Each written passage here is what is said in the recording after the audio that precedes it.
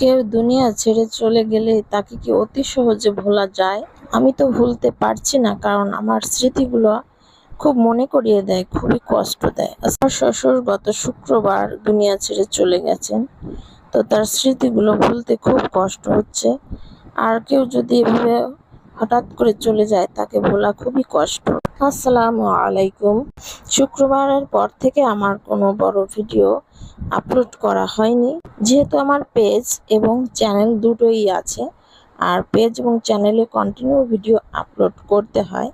অনেকে হয়তো মনে করবেন শ্বশুর মারা গেছে, এর মধ্যে আবার ভিডিও ছাড়ার কি দরকার।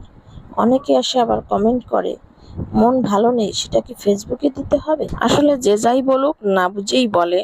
কারণ পেজ এবং চ্যানেল চালাতে হলে যে কোনো বিপদ আপদ সব সময় আমাদের ভিডিও আপলোড করতে হবে, আর ভিডিও আপলোড না করলে হচ্ছে পেজের রিচ কমে যায়।